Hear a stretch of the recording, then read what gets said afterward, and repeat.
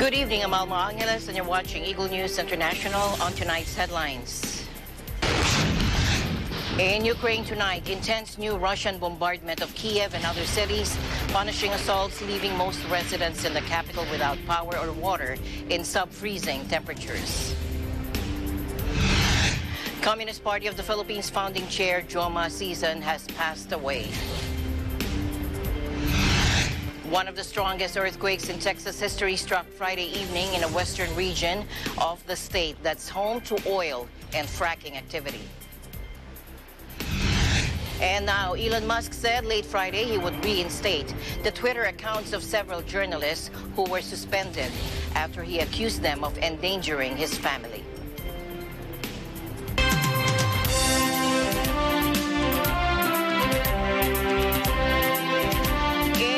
Tonight, intense new Russian bombardment of Kiev and other cities, punishing assaults, leaving most residents in the capital without power or water in sub-freezing temperatures. Kiev's metro is also no longer running, allowing residents to take shelters in their underground stations. Take a look. We work in the theater. Upstairs, it's a national theater, and we had a rehearsal, but now we have to be here. It's dangerous upstairs. I'm going to school. Приехала до школы, but alarm, and I sat here about 3 hours. I want to go home. Now, Ukraine said Friday the metro system in the capital would remain out of service for the rest of the day after Russian strikes targeted electricity infrastructure. The volley of missiles unleashed pitched multiple cities into darkness, cutting water and heat and forcing people to endure freezing cold. By evening, second city Kharkiv had restored power to just 55% of residents, with plans to have a fully operational grid by midnight. Moscow has said the strikes on Ukrainian infrastructure are a response to an explosion on the Kerch Bridge connecting the Russian mainland to the Crimean Peninsula. The Kremlin has said it holds Kiev ultimately responsible for the humanitarian impact for refusing Russian negotiation terms. Alexander Starek, head of the frontline Zaporizhia region, home to Europe's largest nuclear power plant, said his territory had been targeted by more than a dozen Russian missiles. Ukrainian NGO Pirokov First Volunteer Mobile Hospital manages this care center in Liman, Ukraine's Donetsk region, where wounded soldiers are treated and sent to hospitals. She says they do their best to treat injured soldiers before they're sent to hospitals that can provide comprehensive care. Take a look. Операції не проводяться. Тут стабілізують пацієнта, тобто, щоб його можна було далі відправити в лікарню. Його привозять з нуля сюди, там тільки зупинка кровотечі. Далі роблять все можливе, щоб його стабілізувати, щоб він був живий, здоровий до відправки вже в лікарню. Тобто, від слова стабілізують, воно і стабілізаційний пункт. Короче, мы их жмем. Мы воюем, у нас есть, конечно, потери, но мы не отступаем вообще. Никто, моральный дух максимально высокий, никто не собирается никуда не отступать, мы будем их давить и давить. Это наша задача, мы их будем выполнять. Важко приходиться в боях. В них є втрати дуже великі, само собою в нас є. Але нічого, ми стараємося. Since Ukraine captured the Black Sea southern coastal city of Kherson last month, the focus of Russia's nearly 10-month invasion has shifted again to the eastern industrial Donetsk region. Kiev said this week that the cities of Bakhmut and Avdiivka, both south of Liman, were now the epicenter of the war. And Ukraine's President Zelensky continues to ask allies for more robust air defenses. Almost 10 months into Moscow's invasion, Kiev's forces have inflicted a succession of defeats on the Kremlin that have seen swathes of territory liberated. But NATO Secretary General Stoltenberg warned there was no sign President Putin had given up his overall goal of controlling Ukraine. Take a look. So we should not underestimate Russia. Russia is planning for a long war, and actually we also see that they are trying to, after have lost the momentum for some months, they are now trying to regroup, to repair, to enable them to launch new offensives. Most likely this war will end at the negotiating table, as most wars do.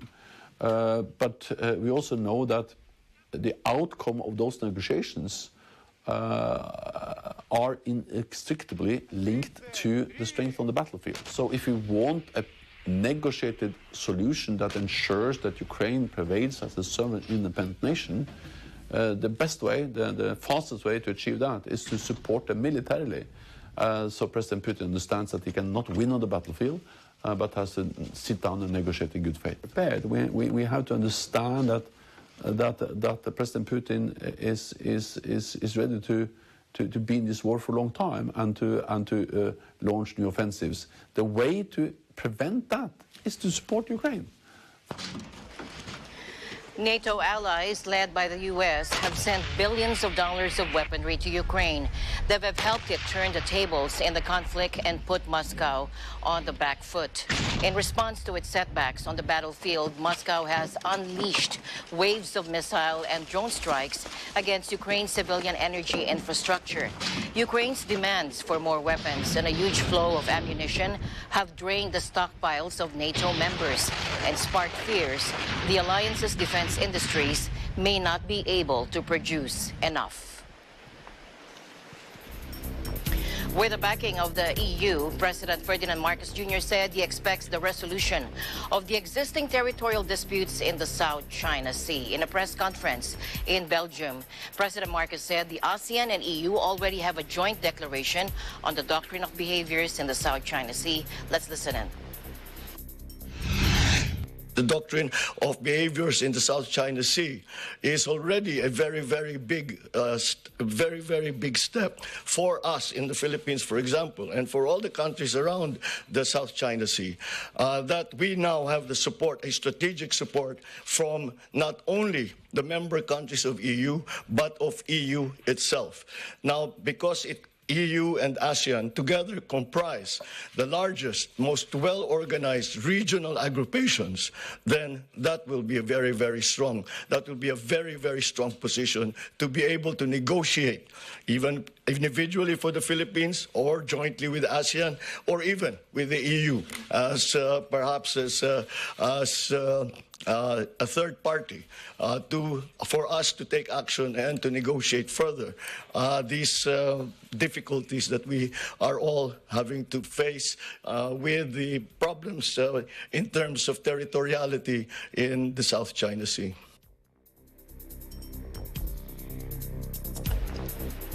Communist Party of the Philippines founding chair Joma Sison has passed away. According to CPP Chief Information Officer Marco Valbuena, Sison passed away after 2 weeks of confinement in the hospital at 8:40 p.m. The hospital and the cause of death were not specified.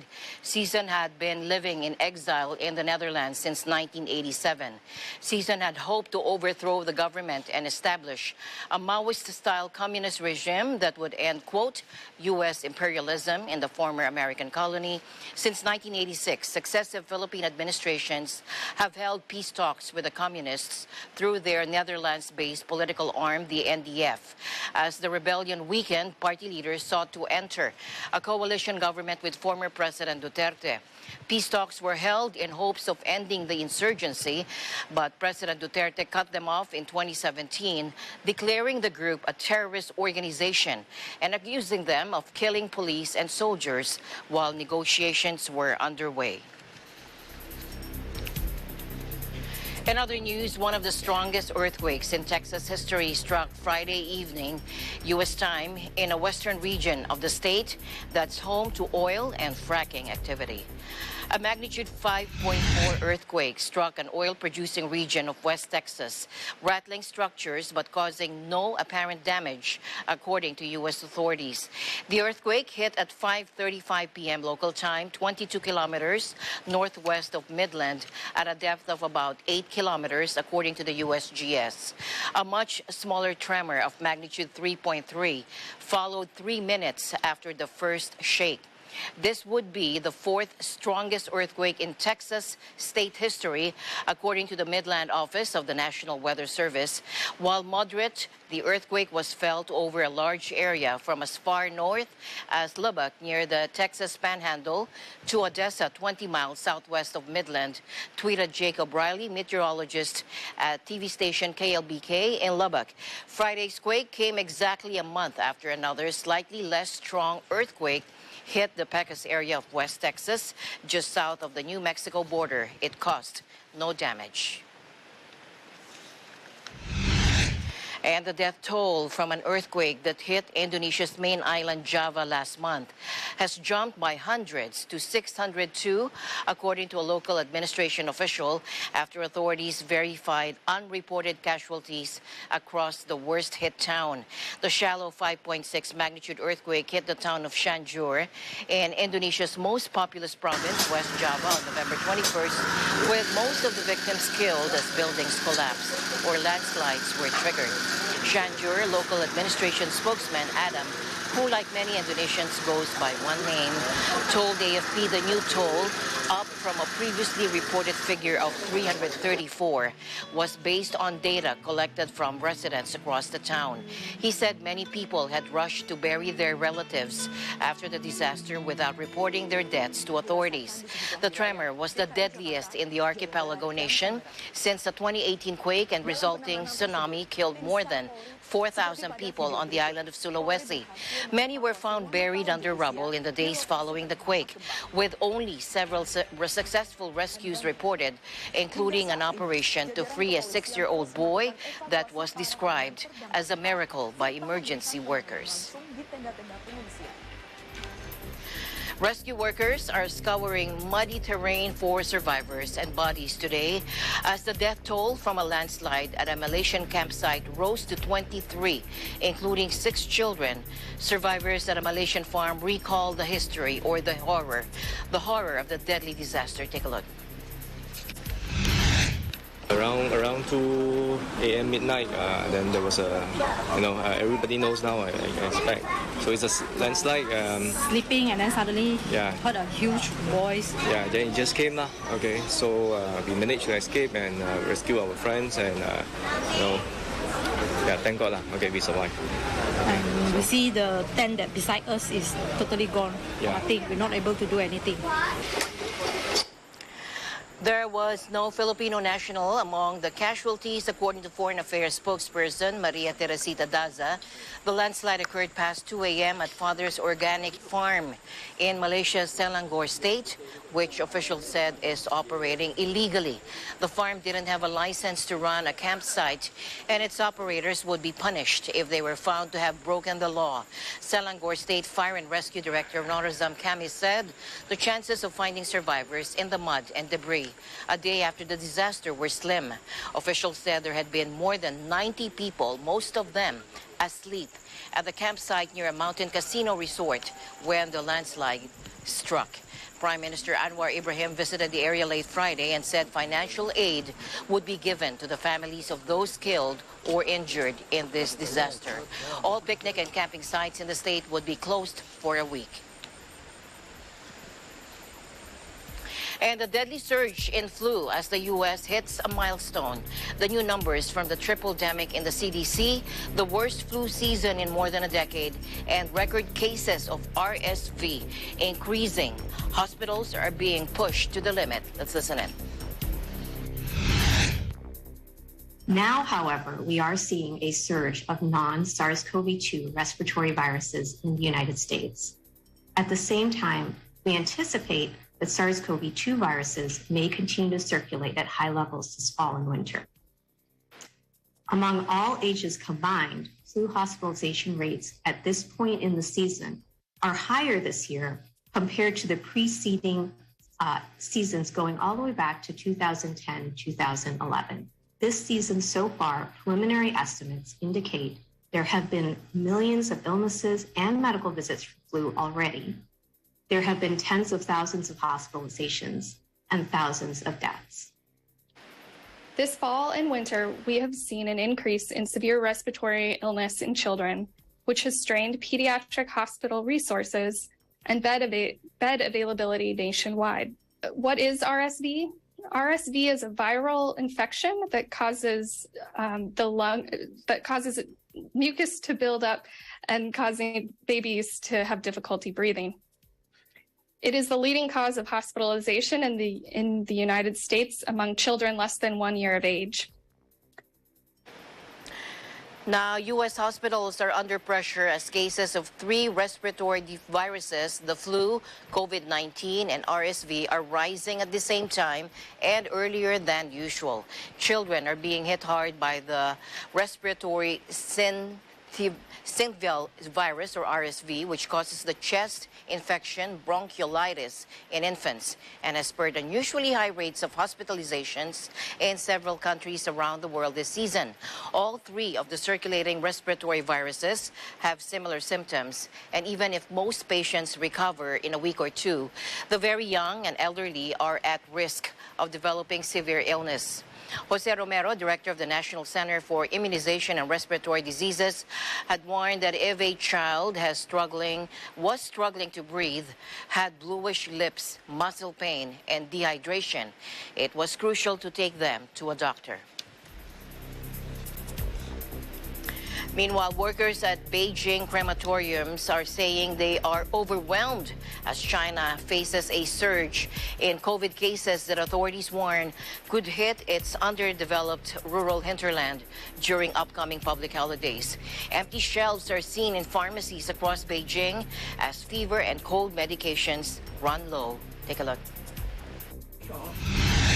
还买过一些药，然后虽然没有得，因为公司呢90%的已经阳了，然后现在情况就是还好吧，然后就都阳一遍，感觉就都会好起来了。其实没有什么恐慌，就是备点药吧，有备无患这样的，其他的就差不多了。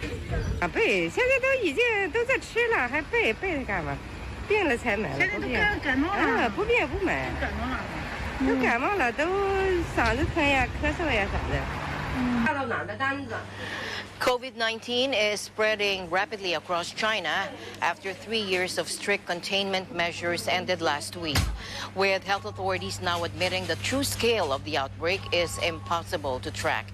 China's top COVID response body on Friday urged local governments to step up monitoring and treatment services for people returning to rural hometowns to visit family for upcoming New Year's Day and Lunar New Year celebrations. The latter is the world's largest annual migration, with 3 years of pent-up demand due to prolonged zero-COVID domestic travel restrictions waiting to explode. 2 Beijing funeral homes contacted by AFP confirmed they were operating 24 hours a day. A recent study by researchers at the University of Hong Kong estimated China could experience about 1 million COVID deaths this winter without timely intervention, such as 4th dose booster vaccinations and social restrictions. Climate change has most likely driven an unprecedented number of larger and more deadly cholera outbreaks around the world this year. That is according to the UN Health Agency. Data points to infection hotspots in around 30 countries, whereas in the past 5 years, fewer than 20 countries reported outbreaks on average. The World Health Organization's cholera expert, Dr. Philippe Barbosa, told journalists in Geneva that the map is under threat from cholera everywhere. Take a look. The situation is quite unprecedented. So not only we are seeing more outbreaks, but these outbreaks are larger and more deadly than the one we have seen in the past years. And this increase in number of cholera outbreak is occurring after several years of regular reduction in the number of cases and deaths.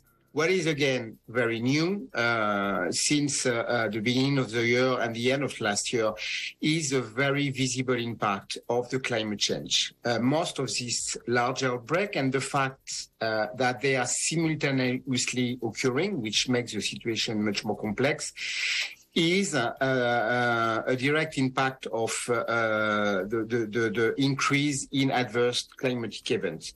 For example, in the Horn of Africa, in the Sahel, but also in other parts of the world, major floods, unprecedented monsoons, succession of cyclone. So most of these outbreaks have or are still fueled by the result of the climate change. And unfortunately, things are not going to change quickly. Very clearly, cholera is a disease of poverty, of vulnerability. It's the most fragile part of the population in any given country, which are the most at risk. And for very simple reason, it's just because they don't have access to safe water and to basic sanitation. Nurses across the United Kingdom who are members of the Royal College of Nursing went on strike to take action for fair pay. Take a look. Yeah, especially because we know how long it takes and how much work you put into your education to become a nurse. And it feels like it's not worth it because student nurses are now paying £9,000 a year for their education and they are working on the wards full-time, unpaid, and having to do a degree on top of that. It's like having a full-time job and doing a degree. And then they come into it for a wage that isn't going to let them live. The numbers of nursing to come into the profession, but we're not.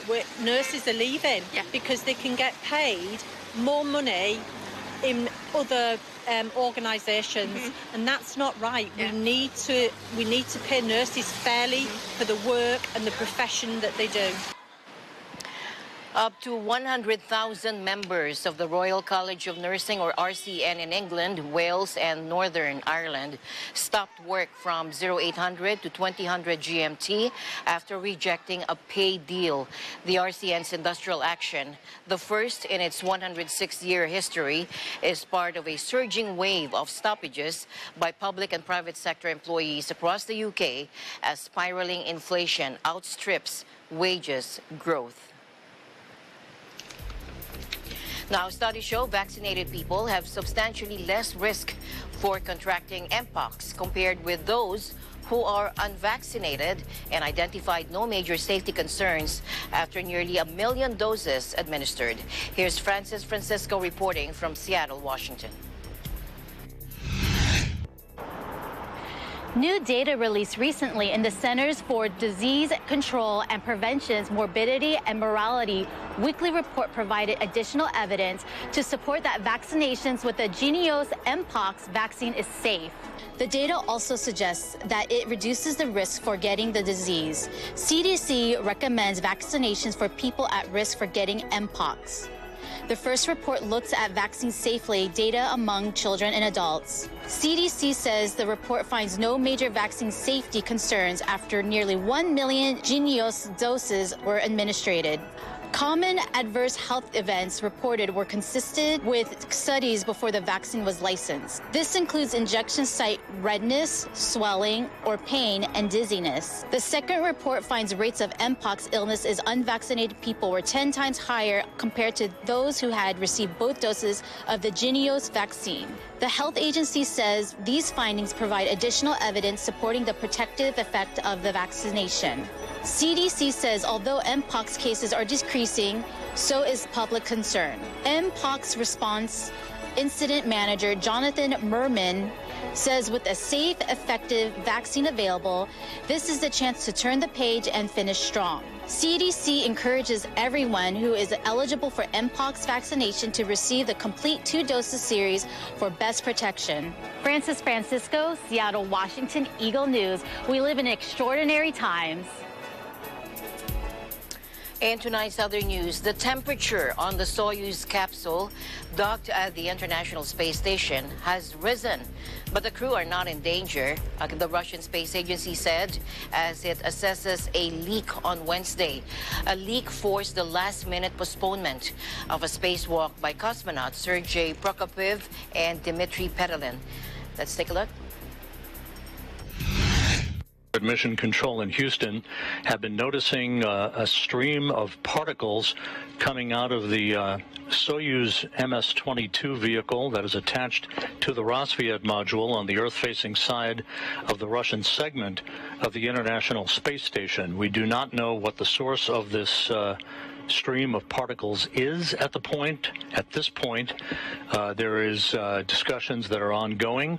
First, to make sure that the safety of the two spacewalkers is not compromised in any way, and then to determine what impact, if any, this might have on the integrity of that Soyuz vehicle. Decision about where to go forward from here. And obviously, no danger to the crew. The crew's in good shape. Obviously, the spacewalk had to be canceled. Now, Roscosmos said a number of tests had been conducted following the discovery of a coolant leak on the Soyuz MS-22, and the temperature in the capsule had increased to 30 degrees Celsius or 86 degrees Fahrenheit. The spacecraft is currently under evaluation to ensure it can ferry the two Russian cosmonauts and their American colleague, Frank Rubio, back to Earth. In a statement, Roscosmos said the slight change in temperature wasn't critical for the operation of the equipment and the comfort of the crew. According to NASA, the majority of fluid had leaked out by Thursday, but the coolant did not pose any danger to the crew members who weren't exposed after the spacewalk was called off. And the news continues here on Eagle News. We'll be right back.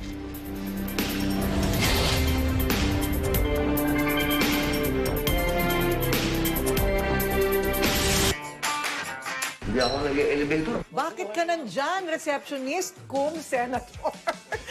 Okay. Ako magsasalubong. Wow! Nakakalista kami eh. From bad boy ng Philippine cinema to #1 senator of the Philippines. Nag-sink in na ba yun sa isip mo? Hindi pa. 7,000. Nung nalaman mo nagbebenta si Mariel online, na-shock ka? Binenta niya yung mga regalo ko sa kanya. Ano ang pinaka-nakakapagpaligaya sa'yo? Mga anak ko. Anong pinaka-nakakagalit sa'yo? Corruption. May nahuli ka na? Gusto ko mapunta sa ito. Ay, wow. I like it. Paano ka nananatiling mukhang bata? Parang ikaw, ma'am. Di ba sabi ko sa'yo, ma'am, yung glow mo hindi nagbabago. Glow yun eh.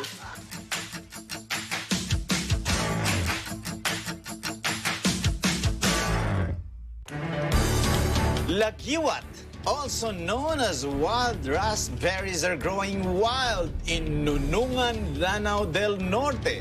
These berries are grown abundantly, allowing Nunungan to capitalize on it for agri-tourism. But there's more than just the raspberries.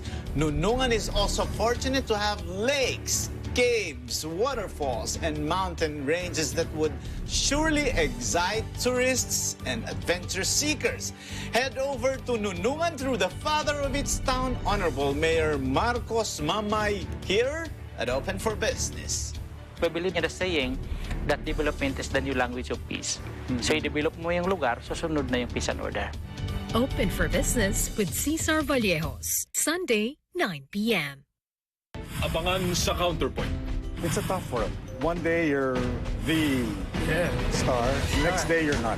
Attorney Sal Panelo at multi-talented actor Eric Quizon sa Counterpoint tuwing Miyerkules alas 10:30 ng gabi dito sa Net 25. Tinitingnan kita ngayon, chinito ang tawag sa mga ganyan, maputi na singkit. Ay yung maitim na, nasingkit. Anong tawag doon? May segue ka sa joke, attorney. Alam mo ba kung anong tawag doon? Ano, attorney? Prinito. Prinito.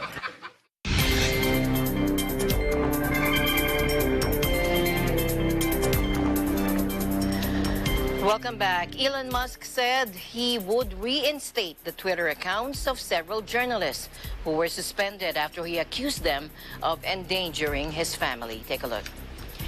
The people have spoken. Accounts who doxed my location will have their suspension lifted now. The Twitter owner tweeted, Musk carried out a Twitter poll asking whether he should restore the suspended accounts now or in a week's time. Nearly 59% of the 3.69 million who took part said he should restore the accounts now. The latest controversy began when Musk on Wednesday suspended @ElonJet, an account that tracked flights of his private plane. Musk said the move was necessary after a car in Los Angeles carrying one of his children was followed by a crazy stalker and seemed to blame the tracking of his jet for the incident. Some of the journalists had reported on the affair, including tweets linking to the suspended @ElonJet account, which Musk said amounted to offering assassination coordinates against him and his family. Now, Elon Musk's move to suspend the journalist accounts had drawn sharp criticism from media organizations, the European Union, and the UN. Let's listen in.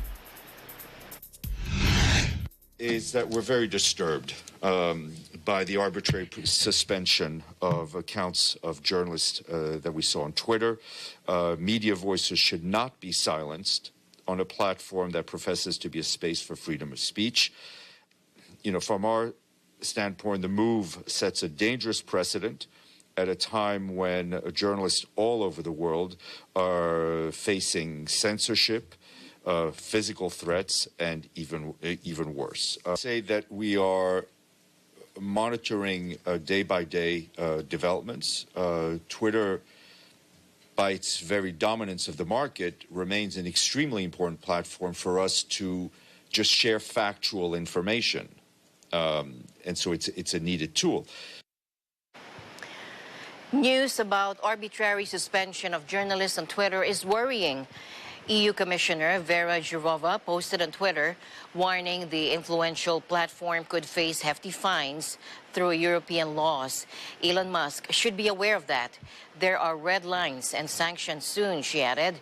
The billionaire's talk of unfettered speech has scared off major advertisers and caught the attention of regulators.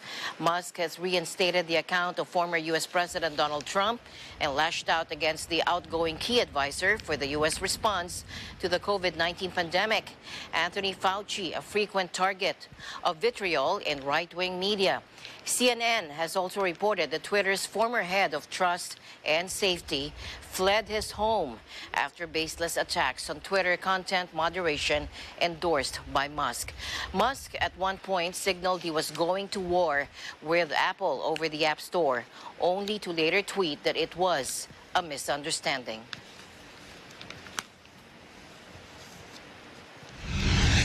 And former U.S. President Donald Trump's non-fungible token, or NFT, digital trading card collection sold out early Friday U.S. time, the day after its initial release. The cost for the NFTs was $99 each, and 45,000 were put on sale. On Wednesday, Trump alerted fans to a major announcement on his Truth social media platform. The billionaire posted a promotional video for the cards on his social media platform, Truth Social. The clip featured an animated version of the former president in front of the Trump Tower in New York, who rips open his shirt to reveal a superhero costume emblazoned with the letter T as lasers shoot from his eyes. In tonight's other news, President Bongbong Marcos Jr. signed the 5.268 trillion peso 2023 national budget, thanking Congress for what he described as the fastest congressional deliberations ever for a national appropriations bill, following the record-breaking speed in which the 2023 General Appropriations Act, or GAA, was signed. The president said the government is now ready to roll out with its pandemic recovery initiatives next year. Take a look. Government, ladies and gentlemen, I cannot overstate the significance of the fact that, as Speaker Martin continually reminds me, this is the quickest and the fastest, and the SP, the fastest passage of the national budget that we have seen so far. And why is that important? Well, it is important because the budget is essentially the roadmap that it essentially defines and gives muscle to the roadmap of what we intend to do for the next year. And to see that the rapidity of the passage is significant because it means that this budget, the roadmap that we have proposed from the executive, is fully supported by our legislature. And that is very, very important indeed. Reacting to the signing, Speaker Martin Romualdez said the budget will help the administration implement its agenda for prosperity to sustain growth, generate economic activities and jobs, and increase the income for Filipinos. The president said he will be pushing for more legislative amendments for investment and financial policy to boost the country's economic growth. House Appropriations Committee Chairman Elizalde Co said the 5.268 trillion peso budget will help the country move forward from the pandemic to prosperity. In other news, Japan approved a major defense policy overhaul, including a significant spending hike, as it warned China poses the greatest strategic challenge ever to its security. In its largest defense shakeup in decades, Japan vowed to increase security spending to 2% of GDP by 2027, reshape its military command, and acquire new missiles that can strike far-flung enemy launch sites. Take a look. 現在の中国の対外的な姿勢、あるいは軍事動向等については、我が国のこの平和と安全及び国際社会の平和と安定を確保し、法の支配に基づく国際秩序を強化する上での挑戦と認識をしております。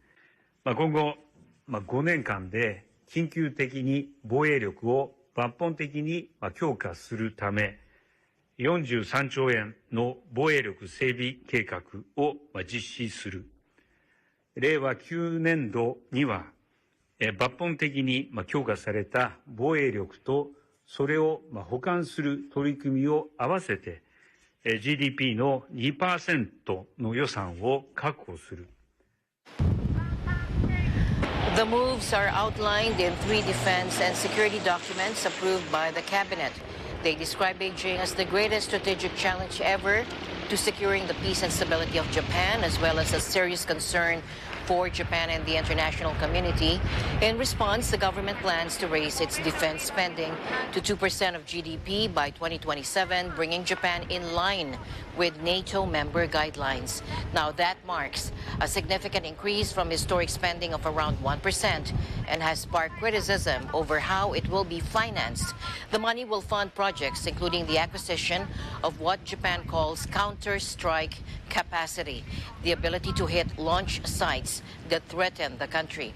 The documents warn that Japan's current missile interception systems are no longer sufficient, and Prime Minister Kishida said counter-strike capacity will be essential in the future. 2 ministers of Peru's already embattled government resigned from their posts following several deaths amid protests triggered by the ousting of former President Pedro Castillo last week. Education Minister Patricia Correa and Culture Minister Jair Perez both cited the deaths in their announcements. They said the death of compatriots has no justification. Protesters took to the street after Congress voted for the removal of Castillo, who took office last year when he tried to dissolve the parliamentary body, saying he would instead rule by decree. He was detained and replaced by his vice president, Dina Boluarte, who was sworn in on December 7. Castillo is facing 6 corruption investigations and was on the verge of seeing his 3rd impeachment attempt. The former president has rejected the allegations. Protesters have shut down airports and highways around the country, particularly in the rural south. This has impacted tourist draw cards like Machu Picchu. Protests continued despite a nationwide state of emergency being declared on Wednesday and the deaths of at least 22 people so far, half of whom were killed on Thursday in clashes with security forces in the town of Ayacucho. The news continues here on Eagle News. We'll be back.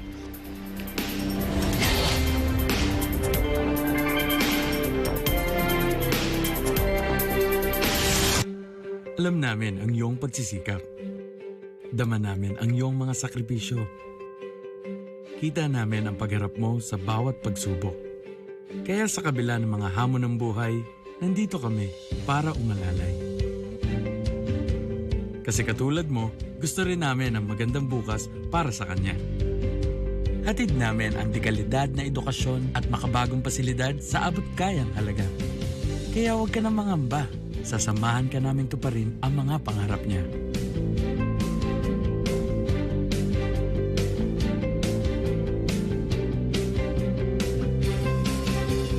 Maaasahan mong sulit dito ang mga pinagsikapan mo.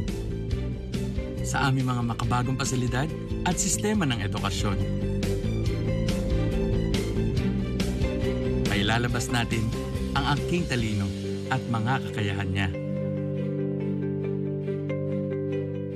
Kahit sa munting halaga, makakasiguro ka na makakasabay siya sa mabilis na pag-ikot ng mundo. Sa New Era, karamay mo kami sa bawat hamon. Kaagapay mo kami sa bawat hakbang. Kasama mo kami sa bawat ngiti at tagumpay.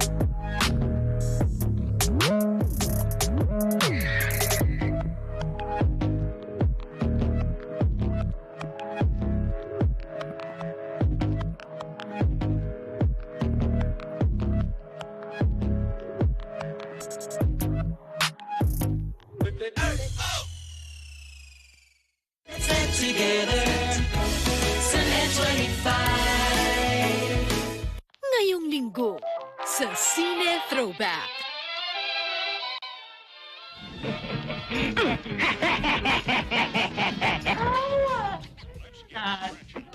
Ito mo, kailangan check sa kagandang aso.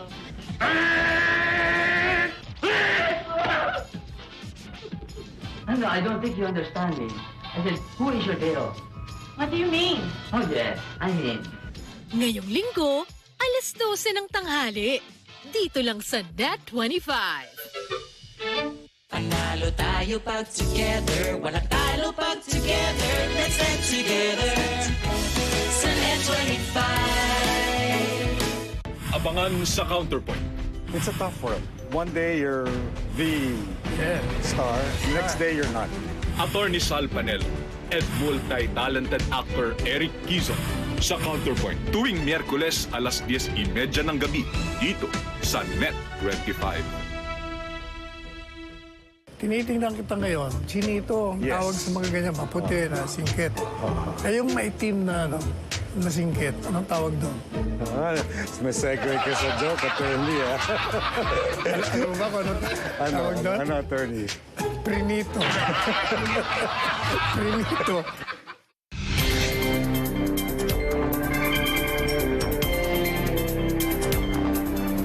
It's not always easy to make sense of the complex environmental diplomacy taking place at a UN summit billed as humanity's last hope to save nature, advertising. That's why a scientist and artist have teamed up to build a large data-driven robotic plant that withers or flourishes depending on countries' policy commitments, a tangible demonstration of how human actions will impact the world's threatened species. Take a look. So we're looking here at Econario, and Econario is the thermometer of the COP15, and it will show what happens if negotiations go well, it will grow, or when they do bad, it will decline. We're at this time and age, so art reflects the time that we're in, and it should reflect these important issues, and it should be science-based, because if we do not communicate science in a more relatable and understandable way, people will shy away from it, and nothing gets done.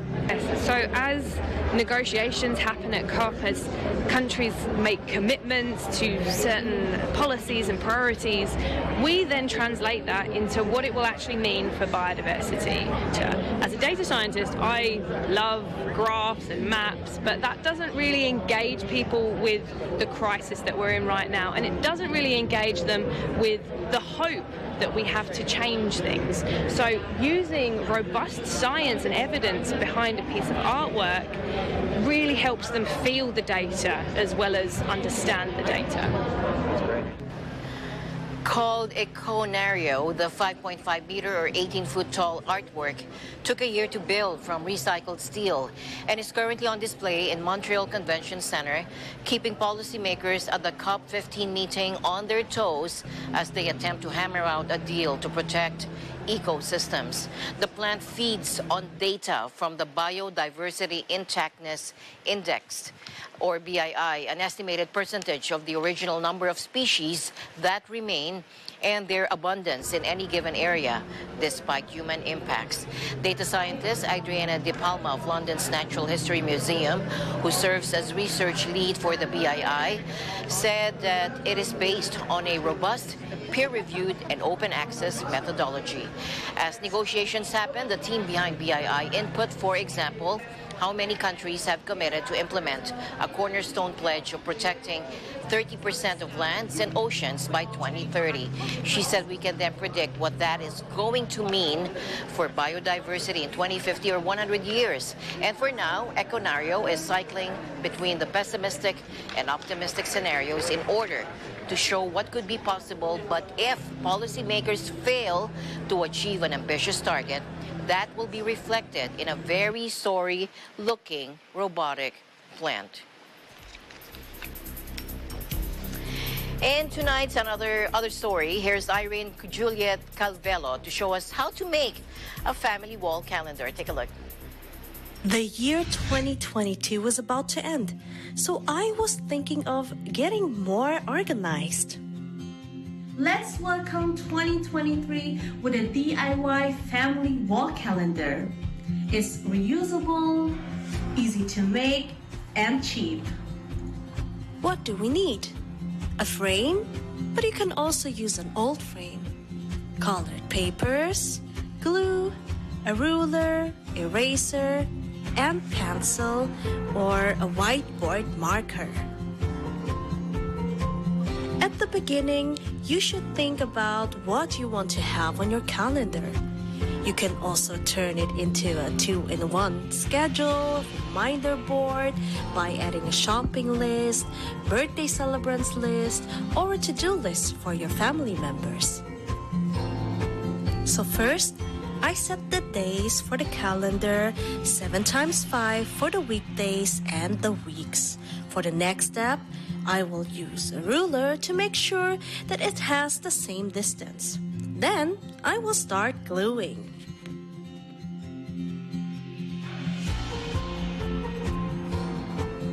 We are almost done. And don't forget to label it.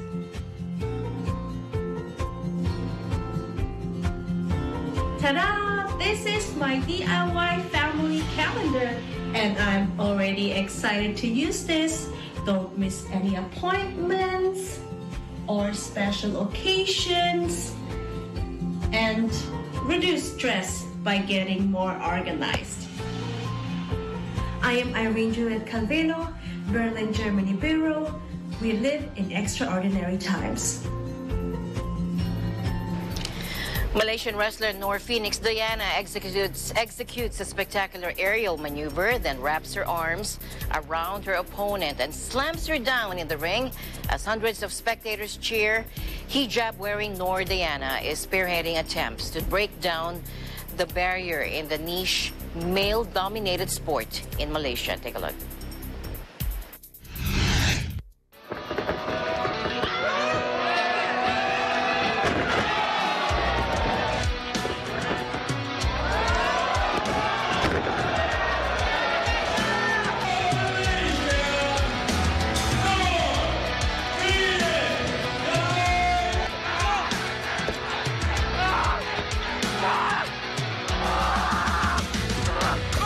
Women to be in the main event of the show is very, very difficult sebab usually in a wrestling show it's always the guys that main evented the show because like, you know, like it's a male dominated sport.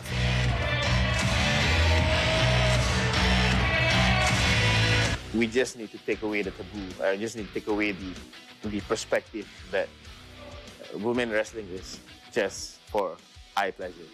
But we should take them seriously as well, that they can put on amazing matches.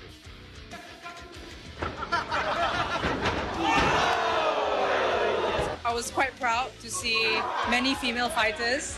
It's very rare to see a lot of strong female being put on screen. I think it's a really big moment for Malaysia, and it's just you just feel really pumped, you know.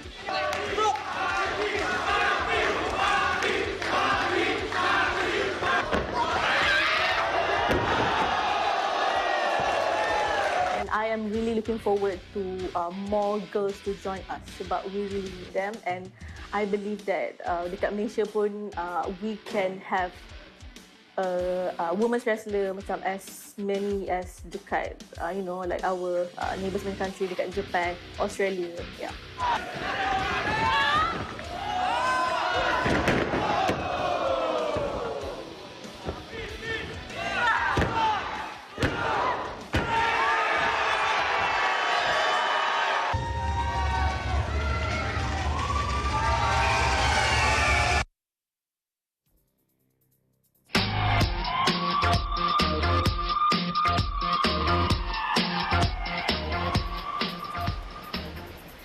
Henry Cavill has been dropped as Superman by the new bosses of DC Studios. Now, this is just less than 2 months after he announced his return to the role. Take a look. I have just had a meeting with James Gunn and Peter Safran, and it's sad news, everyone. I will, after all, not be returning as Superman. After being told by the studio to announce my return back in October prior to their hire, this news isn't the easiest, but that's life. The changing of the guard is something that happens. I respect that. He continued in his Instagram post. James and Peter have a universe to build. I wish them all and all involved with the new universe the best of luck and the happiest of fortunes. Superman is still around, he continued. Everything he stands for still exists, and the examples he set for us are still there. He said, my turn to wear the cape has passed, but what Superman stands for never will. Cavill's announcement that he would return as Superman was reportedly signed off by Warner Brothers before James Gunn and Peter Safran assumed their roles at DC Studios on November 1. Just 6 days before that, Cavill had said in an interview that he was looking forward to playing an enormously joyful Superman and that he was very excited about Gunn being hired. Now, James Gunn has long been in the running to make a Superman film in 2018 when Gunn left Marvel Studios for DC when he was temporarily fired from Guardians of the Galaxy Volume 3, then Warner's boss Toby Emmerich pushed for Gunn to take on Superman. Gunn wrote and directed The Suicide Squad instead. That the world wasn't ready. What do you think? What's the S stand for? It's not an S. On my world, it means hope. Well, here it's an S. How about That's too bad. Anyways, as always, I'll end the day on a thoughtful note. Our ability to look back and smile at our past is proof that God's plan is to keep us moving forward. This has been Eagle News International. I'm Alma Angeles. Stay alert, stay informed, because we live in extraordinary times. Good night.